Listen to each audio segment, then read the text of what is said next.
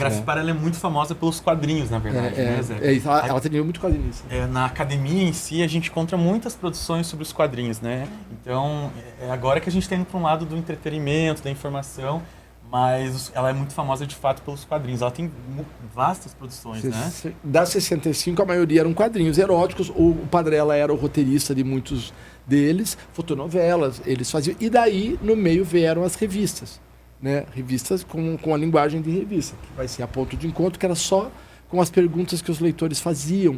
E eram perguntas assim, tenho atração por homens, isso é uma doença, né? Eles tratavam desses temas que eram por cartas mesmo.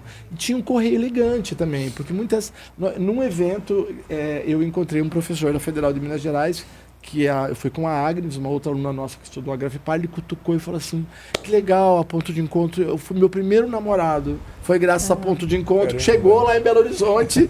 Então, num período de grande repressão dos corpos, dos costumes, essas revistas, e daí tem a Peteca, cujo nome é autoexplicativo, né? Dizem que a peteca foi inventada em Curitiba, eu não sei se é verdade, o brinquedo, mas a peteca ali era uma coisa maliciosa, né? E a peteca era uma revista que a Monique estudou como a revista tratava o orgasmo, por exemplo. E o que nos impressionou, no caso da Agnes Amaral, por exemplo, ela foi procurar como é que as lésbicas eram maltratadas nessas revistas, porque tem toda aquela ideia hoje não sobreviveria.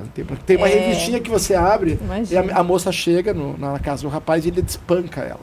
E a próxima pergunta era justamente isso, assim, né? Em torno de... Vai ficar difícil. Como que esses conteúdos dessas revistas, vocês acham que eles seriam vistos hoje? Né? Porque você falou justamente assim... Só, antes do André falar, a Agnes se surpreendeu que, tirando o vocabulário, uma coisa ou outra, o tratamento para a lesbianidade era sensacional. Em 1970, nós pegamos revistas daquele período, porque elas traduziam artigos internacionais e porque eles tinham uma consultora, uma delas, inclusive, a Alzeli Bassetti, a primeira mulher feminista de Curitiba, que olhava os textos e dizia, não, isso aqui é retrógrado, não publica. Ela traduzia e dizia. E o Paulo Venturelli, né, que sempre foi um professor da Federal aposentado, muito ligado às questões de sexualidade, homossexualidade, né, estudou o primeiro estudo sobre o bom crioulo, né, do Caminha, dele, o primeiro romance homossexual brasileiro. E essas pessoas, os dois e outros, colaboravam numa espécie de um controle editorial do que escapava à parte que é medonha, né, são os quadrinhos e as fotos, de nudez e tudo mais, mas lá no meio tinha um artigo super elucidativo. Desculpa, André. Não, acho que dá pra gente, né, acrescentar aqui, porque é uma pergunta, pensando hoje em dia, né, nessa contemporaneidade, né, não sei, assim, talvez nessa dinâmica que a gente tem, que o Zeca citou, dessa paquera, né, porque assim, na Ponto de Encontro, as 3 sessões tinham sessões de paquera mesmo, né, então existia lá, por exemplo, cada sessão tinha